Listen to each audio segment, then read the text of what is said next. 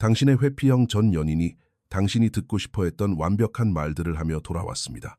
그리고 지금 당신은 이런 상황에서 대부분의 사람들이 저지르는 실수를 막 하려는 참일지도 모릅니다. 제가 지금부터 드릴 말씀은 당신이 고통스러운 반복을 피하도록 구해주거나 아니면 상대방의 진짜 변화를 알아볼 수 있게 도와줄 것입니다. 네, 그 사람이 돌아왔습니다. 몇 주 혹은 몇 달간의 연락 두절 끝에 회피형 전 연인이 기가 막힌 타이밍에 완벽한 말들을 늘어놓으며 당신의 삶에 갑자기 다시 나타났습니다. 어쩌면 당신이 너무 보고 싶었다며 감정을 듬뿍 담은 문자를 보냈을 수도 있습니다. 진심으로 후회하는 듯한 모습으로 나타났을 수도 있죠. 아니면 당신이 그토록 듣고 싶어 했던 바로 그 말들을 하고 있을지도 모릅니다. 지금 당신의 머릿속에서는 이런 생각들이 맴돌고 있을 겁니다. 이번에는 다를 거라고 스스로를 설득하고 있겠죠. 드디어 그 사람이 자신이 무엇을 잃었는지 깨달았다고 말입니다. 당신이 기다리고 희망했던 시간들이 마침내 보상받는 거라고 생각할 겁니다. 하지만 만약 제가 회피형 전 연인과 재회한 사람들의 대부분이 결국 처음에 헤어졌던 것과 똑같은 패턴을 다시 겪게 된다고 말씀드린다면 어떨까요? 그리고 이번에는 정말로 달라진 것이 맞는지 구별할 수 있게 해주는 구체적인 신호들이 있다고 말씀드린다면요. 오늘 저는 실제로 변화한 회피형 사람과 단지 듣기 좋은 말을 하는데 더 능숙해졌을 뿐인 회피형 사람 사이의 결정적인 차이점을 알려드리려고 합니다. 이 차이를 놓친다면 단지 시간만 낭비하는 것이 아니라 당신의 마음의 평화까지 송두리째 잃게 될 테니까요. 아마 놀라실 수도 있는 사실이 하나 있습니다. 회피형 성향의 사람이 진심으로 변화하는 경우는 매우 드물어서 실제로 그런 일이 일어나면 대부분의 사람들은 당황하기까지 합니다. 회피형 연인이 돌아오는 대부분의 경우는 진정한 변화라기보다는 그들이 처한 상황과 더 깊은 관련이 있는 뻔한 패턴을 따릅니다. 하지만 요즘 들어 점점 더 흔해지는 현상이 있습니다. 회피형 사람들이 연애와 심리에 대한 언어를 이해하는데 훨씬 능숙해졌다는 것입니다. 그들은 자신의 책임을 인정하는 것이 어떤 말인지, 자신의 약한 모습을 어떻게 표현해야 하는지, 그리고 당신이 그들의 변화를 믿게 만들려면 어떤 변화를 약속해야 하는지 정확히 학습했습니다. 생각해 보세요. 그들에게는 몇 달 동안 무엇이 잘못되었는지 되돌아볼 시간이 있었습니다. 애착 유형에 관한 글을 읽었거나 연애 관련 영상을 보았거나 개인적 성장에 대해 찾아보았을지도 모릅니다. 그들은 실제로 온전한 변화를 겪지 않았음에도 불구하고 성장과 변화를 나타내는 어휘들을 알고 있습니다. 단지 자신의 편의를 위해 돌아왔다는 신호들을 살펴보겠습니다. 위험 신호. 첫 번째, 다른 사람을 만나봐도 별 볼 일 없었다는 것을 깨달았을 때입니다. 대부분의 회피형 사람들은 세상에 더 나은 무언가가 있을 거라고 스스로를 설득하며 떠납니다. 그들은 얽매이지 않는 자유가 곧 행복이라고 생각하죠. 하지만 몇 달 동안 가벼운 만남과 피상적인 관계를 맺고 난 후에 무슨 일이 일어나는지 아시나요? 현실의 벽에 부딪힙니다. 그 새롭고 흥미로운 사람들은 그들이 좋아하는 커피 취향도 모르고 당신이 그랬던 것처럼 그들의 썰렁한 농담에 웃어주지도 않습니다. 그들을 돌아오게 만든 것은 사랑이 아닙니다. 편안함입니다. 당신은 익숙한 사람입니다. 안전한 사람이죠.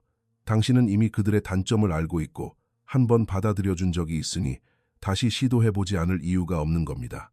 위험 신호. 두 번째, 그들이 힘든 시기를 겪고 있을 때입니다. 이런 일은 정말 끊임없이 일어납니다. 회피형인 그 사람이 직장을 잃었거나 부모님이 편찮으시거나 아니면 연휴 기간 동안 그냥 지독한 외로움을 느끼고 있는 겁니다. 그러다 갑자기 당신에게 내 생각이 났어 라는 문자가 옵니다. 타이밍이 정말 절묘하죠. 하지만 틀렸습니다. 당신은 그들의 영순위가 아닙니다. 당신은 그들의 애착 담요 같은 존재일 뿐입니다. 삶이 힘들어질 때 회피형 사람들은 종종 과거의 안정감을 느꼈던 곳으로 다시 손을 뻗습니다. 비록 그 안정감이 숨 막힌다며 도망친 사람이 그들 자신이라고 해도 말입니다. 당신을 다시 원하는 것이 아닙니다. 새로운 사람에게 자신의 취약한 모습을 보여줄 필요 없이 당장의 감정적 위안과 지원이 필요한 것뿐입니다. 위험 신호. 세 번째, 그들의 자존감 회복이 필요할 때입니다. 듣기 불편하실 수도 있지만 회피형 사람들은 자존감의 상처를 입었을 때 자주 돌아옵니다. 누군가에게 거절을 당했거나 나이가 드는 것이나 커리어 문제로 불안감을 느끼고 있을 수도 있습니다. 자신을 깊이 사랑해 주었던 사람에게 돌아가는 것, 그것만큼 즉각적인 자존감 치료제는 없습니다. 그들은 당신의 기분을 좋게 만들려면 어떤 스위치를 눌러야 하는지 정확히 알고 있습니다. 예전에 당신이 자신에게 반했던 이유도 다 기억하고 있죠. 이건 마치 단축 번호 하나로 즉각적인 자신감 충전을 보장받는 것과 같습니다. 위험 신호. 네 번째, 다른 곳에서 진짜 헌신을 해야 한다는 두려움 때문입니다. 때로는 회피형인 사람이 진지한 관계를 원하는 새로운 사람과 데이트를 하다가 지레 겁을 먹기도 합니다. 그래서 그들은 적당한 거리를 유지할 수 있다고 확신하는 만만한 전 연인인 당신에게 연락함으로써 그 새로운 관계를 스스로 망쳐버립니다. 당신은 그 사람이 다른 누군가 대신 당신을 선택했다고 생각하겠지만 사실 그들은 성장 대신 감정적인 단절을 선택한 것뿐입니다. 당신은 이 상황에서 승자가 아닙니다. 단지 그들에게 가장 저항이 적고 쉬운 길일 뿐입니다. 이제 진정한 사랑을 위해 돌아왔다는 긍정적 신호들을 살펴보겠습니다. 긍정적 신호. 첫 번째, 너무 두렵지만 그럼에도 불구하고 당신 앞에 나타나는 것입니다. 진짜 변화는 이런 모습입니다. 그들은 자신의 약한 모습을 드러내는 것을 뼛속 깊이 두려워하지만 그럼에도 불구하고 용기를 냅니다. 감정에 대해 이야기할 때 그들의 눈동자에 서린 두려움을 볼 수 있을 겁니다. 자신의 잘못을 인정할 때 목소리가 떨릴 수도 있습니다. 도망치고 싶은 모든 본능과 싸우고 있기 때문에 긴 침묵을 지킬 수도 있습니다. 이 과정은 결코 매끄럽거나 세련되지 않습니다. 날 것 그대로이고 불편하며 진실됩니다. 진심으로 변화하고 있는 사람은 본질적으로 자신의 신경계 전체를 다시 세팅하는 것과 같으며 그 힘든 과정은 눈에 보일 수밖에 없습니다. 만약 그들이 약한 모습을 보여주는 과정이 너무 쉽고 너무 편안하고 너무 연습된 것처럼 매끄럽다면 그것은 가짜일 확률이 높습니다. 긍정적 신호. 두 번째, 그들의 삶 전체에서 변화의 증거가 나타납니다. 이것은 가장 확실한 증거입니다. 그들의 변화가 삶의 모든 영역에 영향을 미쳤나요? 아니면 당신과의 관계에만 영향을 미쳤나요? 진심으로 변화한 사람은 모든 곳에 그 증거를 남깁니다. 아마도 가족과의 관계가 개선되었을 것입니다. 직장이나 주거 환경을 바꿨을 수도 있습니다. 새로운 친구를 사귀었거나 기존의 인간관계를 더 깊게 만들었을 가능성도 높습니다. 새로운 취미를 시작했거나 일상을 바꿨거나 다른 의미 있는 삶의 변화를 만들어냈을 겁니다. 왜냐고요? 회피형 성향은 단지 연애 문제만이 아니기 때문입니다. 그것은 삶 전반의 문제입니다. 누군가 자신의 애착 패턴을 진정으로 치유하면 그것은 그 사람이 세상과 마주하는 모든 방식에 영향을 미칩니다. 만약 그들이 변했다고 주장하지만 당신과 다시 만나고 싶어 한다는 사실 외에 그들의 삶이 예전과 똑같다면 그들은 전혀 변한 게 아닙니다. 긍정적 신호. 세 번째, 그들은 과정을 인내합니다. 진심으로 변화한 사람은 당신의 삶에 다시 들어가기 위해서는 자격을 증명해야 한다는 것을 이해합니다. 당신이 즉시 그들을 믿어주거나 예전에 헤어졌던 그 지점에서 바로 다시 시작할 수 있을 거라고 기대하지 않습니다. 그들은 기꺼이 천천히 나아가고 점진적으로 신뢰를 다시 쌓으며 일관된 행동을 통해 자신이 달라졌다는 것을 증명하려 합니다. 그들은 말뿐인 약속은 가치가 없으며 당신이 조심스러워하는 것은 너무나도 당연한 권리라는 것을 잘 알고 있습니다. 가장 중요한 것은 그들은 당신을 압박하거나 당신이 선을 긋는다고 해서 죄책감을 느끼게 만들지 않는다는 겁니다. 그들이 자신의 과정을 존중해달라고 부탁하는 만큼 당신이 마음을 여는 과정 또한 존중합니다. 긍정적 신호. 네 번째, 미래에 대한 명확한 비전이 있습니다. 누군가 진실한 사랑을 위해 돌아올 때 그들은 단순히 외로움에서 도망치거나 과거를 되찾으려는 것이 아닙니다.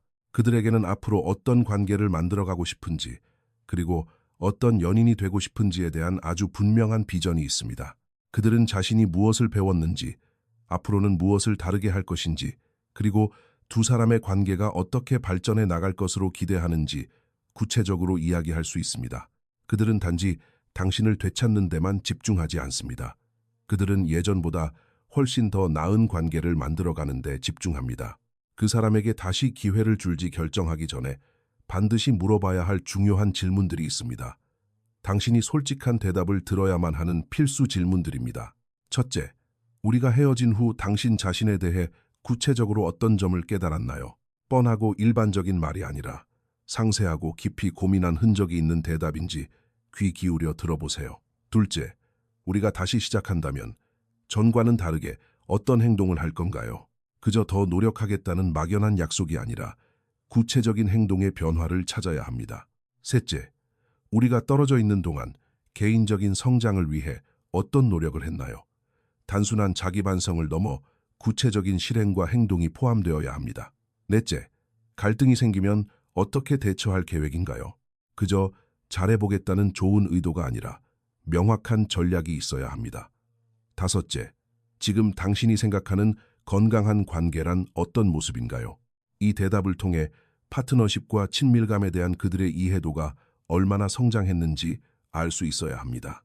이제 사람들이 흔히 빠지는 함정에 대해 이야기해 보겠습니다. 대부분의 사람들이 걸려드는 패턴이 하나 있습니다. 회피형 전 연인이 힘든 시기를 겪고 있거나 다른 사람과의 만남이 뜻대로 되지 않아 당신에게 돌아왔을 때 당신은 그들이 당신을 선택해서 돌아왔다고 해석합니다.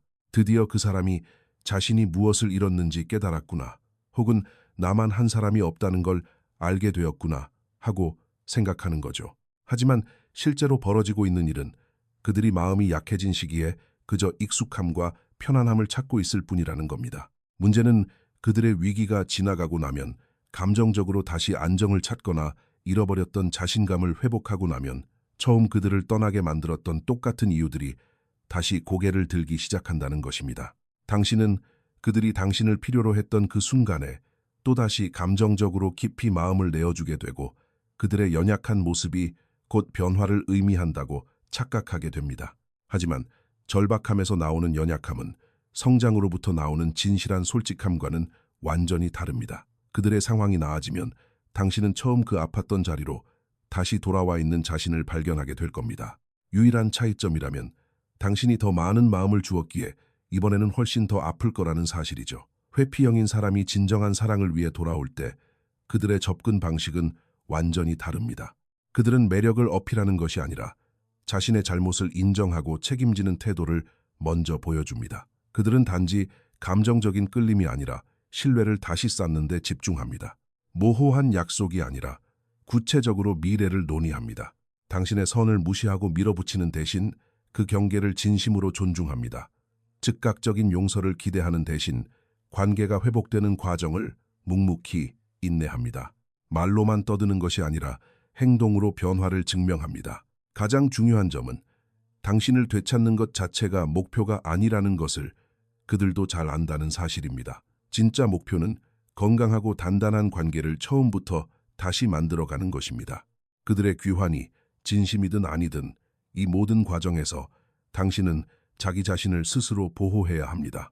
재회를 고려하기 전에 상대방으로부터 반드시 확인해야 할 부분들에 대해 명확한 기준선을 세워두세요. 그들이 변했다고 아무리 굳게 믿더라도 천천히 시간을 두고 지켜보세요.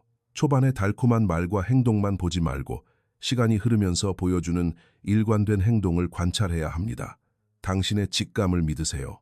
뭔가 이상하다는 느낌이 든다면 그 본능을 결코 무시하지 마십시오. 상대방의 변화에 집중하느라 당신 자신의 성장을 내팽개치지 마세요. 기억하십시오. 당신은 그 누구에게도 두 번째 기회를 줘야 할 의무가 없습니다. 설령 그들이 진심으로 변했다고 해도 당신의 삶에 들어올 기회를 다시 내어줄 의무는 전혀 없습니다. 회피형 전 연인이 돌아오는 것은 당신이 늘 원했던 멋진 관계의 시작일 수도 있지만 어쩌면 당신 인생에서 가장 처참한 이별을 겪기 위한 함정일 수도 있습니다.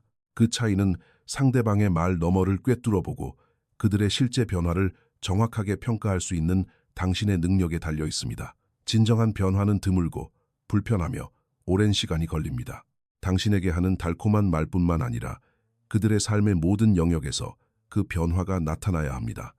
단순한 약속이 아니라 확실한 증거로 뒷받침되어야 합니다. 가장 중요한 것은 이 사실을 잊지 마시라는 겁니다. 상대가 진심으로 변했다고 해도 당신은 그들에게 빚진 것이 없습니다. 당신이 그들의 새로운 감정 조절 능력을 실험해보는 테스트 장소가 될 의무는 더더욱 없습니다. 당신은 당신을 처음 만났을 때부터 이미 진짜 사랑을 할 준비가 되어 있었던 사람을 만날 자격이 있습니다. 자신이 무엇을 원하는지 깨닫기 위해 당신을 한 번 잃어봐야만 했던 사람 말고 말입니다. 이것이 진정한 변화이든 아니면 더 교묘해진 조종이든 간에 당신의 마음을 보호하고 스스로의 직감을 믿으세요. 그리고 당신이 받아 마땅한 한결같이 당신 곁에 머무는 사랑이 아니라면 절대 타협하지 마십시오. 이 이야기가 당신의 상황을 이해하는 데 도움이 되셨다면 구독 버튼을 눌러주세요. 다음 시간에 다시 뵙겠습니다.